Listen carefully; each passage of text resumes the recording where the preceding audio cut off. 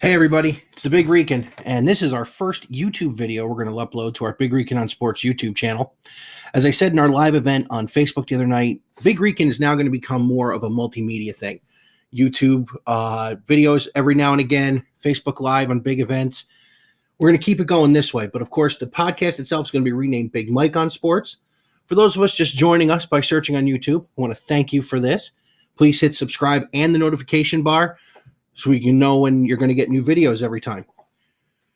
So just a recap of what we are. This is a fan-based podcast and now video channel based on statistical fact to back up all opinions given on this podcast and on this video channel. My allegiances, first and foremost, as far as sports goes, the New York Mets. As you can see here, hopefully guys from the 7 Line can see this at some point in time. I am a card-carrying member of the 7 Line Army, the best fan group in all of sport, rooting on our Mets, and we're loyal to the last out. Then, of course, you have our other major sports, college football. I bleed scarlet and gray, and the Ohio State Buckeyes take up much of my fall. The NBA and the National Basketball, the NBA and football are both Cleveland teams, the Cavaliers and the Browns. I grew up in upstate New York, a Jet fan, and then decided that I was done with the Jet stuff. So our first YouTube video, we want to do something that puts us out there and shows the integrity we try and bring to this every time. So we're doing this. As I grab it here, the 2019 NCAA tournament bracket, and I'll bring it closer. It is done in pen and highlighter. So this is the sheet of integrity. We're going to go through our picks, and I'm going to tell you who I think is going to win this whole thing. So on the left-hand side, Duke's the 1 seed. They get the play-in winner of North Dakota State and NC Central. I got North Dakota State. I didn't follow college hoops this much this year, so I did a lot of research the last couple of days, most of it today. Look, Duke is the number 1 overall seed for a reason. Those kids that Coach K has on that team are phenomenally talented. They're all going to, a lot of them, if not all of them, are going to go in the first round of the NBA draft as high lottery picks, especially Zion, now that he's back and has a pair of shoes that fit. The 8-9, Virginia Commonwealth and Central Florida. Mississippi State and Liberty is the 5-12. The 4-13, Vatech and St. Louis. The 6-11, Maryland gets the play-in winner of Belmont and Temple. The 3-14 is Yale LSU. The 7-10 Louisville, Minnesota. The 2-15 Bradley and Michigan State. So that's the East region. The West, Gonzaga's the 1. They get the winner of Fairleigh Dickinson and Prairie View A&M. Syracuse and Baylor are the 8-9, Central New York. Marquette and Murray State, the 5-12. Florida State and Vermont, the 4-13. Buffalo and the winner of Arizona State and St. John's is the 6-11. Texas Tech and Northern Kentucky is the 3-14. Nevada and Florida are the 7-10, and the 2-15 Michigan and Montana. So I'm going to pick the left side of the bracket now. I have Duke winning the play-in winner. I don't think that's really going to be a game. Virginia Commonwealth winning the 8-9. Mississippi State beating Liberty. My first big upset, I got St. Louis at number 13, beating number 4 Virginia Tech. I'm a huge fan of college basketball, mostly of my Buckeyes. I do like watching the ACC when I can. I just think Virginia Tech might be a little bit of a stretch for them. Didn't watch a whole lot of them. I just think St. Louis is one of the few teams that can beat the higher seed just by getting there.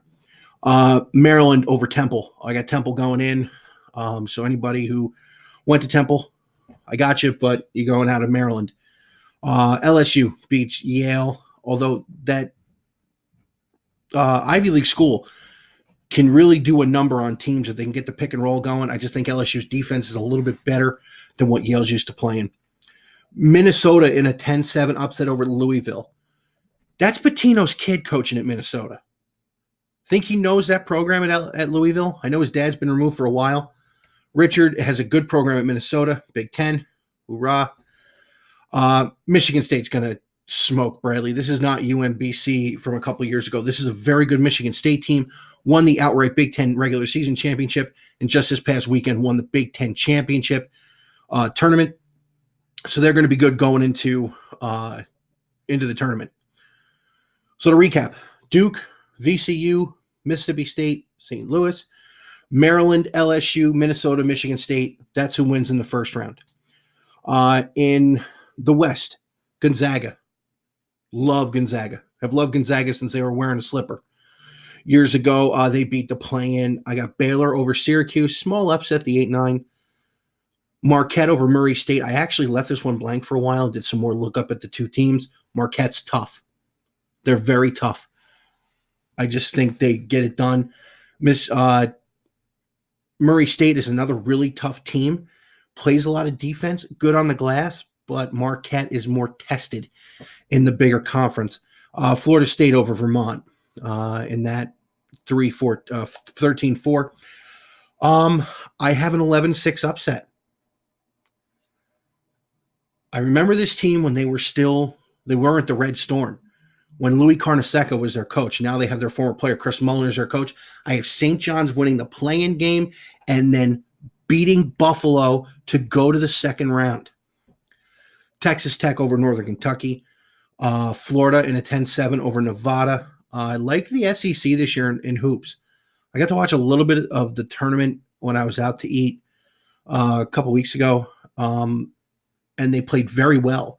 Usually think of the SEC as a basketball or a football conference, excuse me.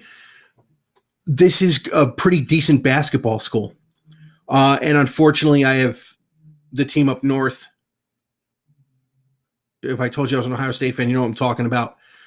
Team up north beating Montana.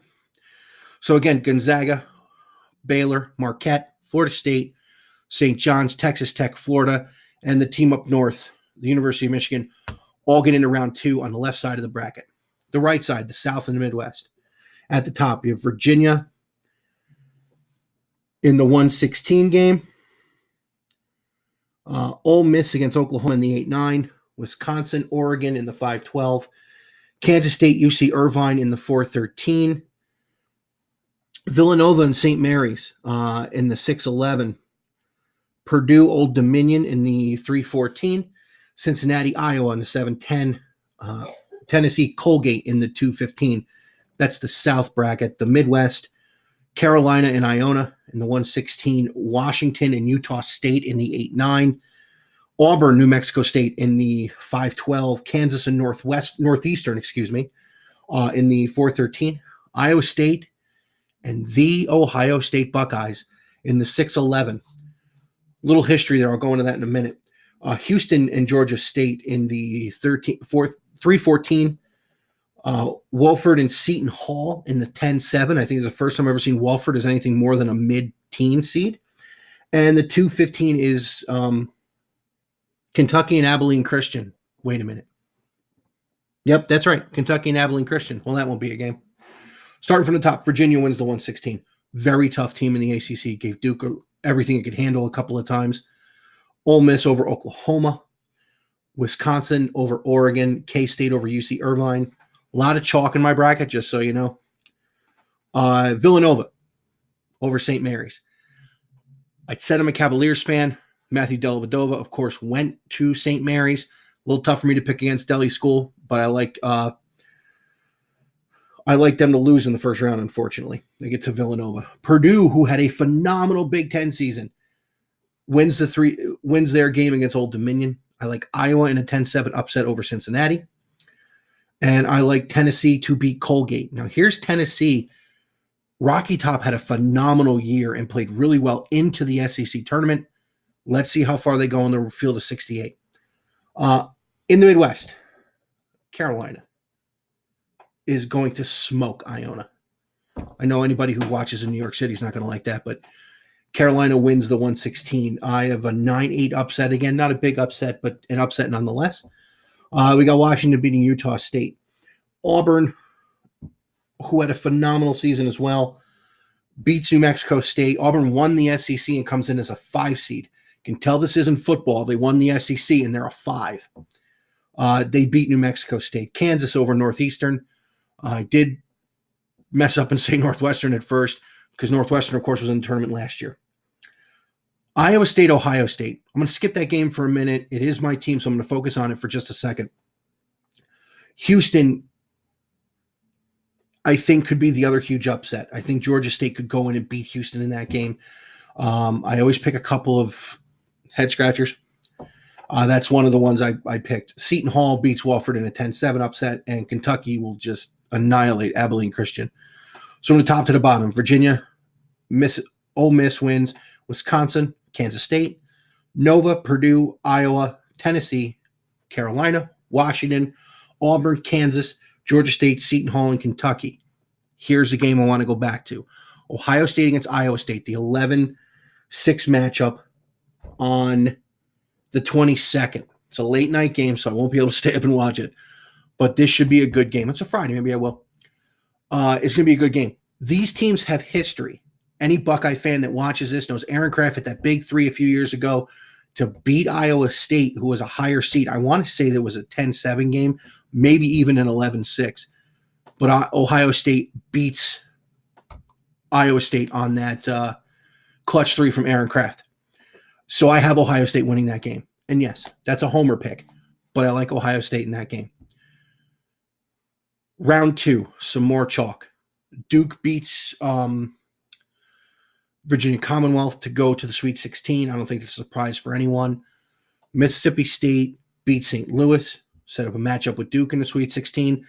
LSU gets by Maryland, which I think is something big. LSU not really known for their basketball in recent years.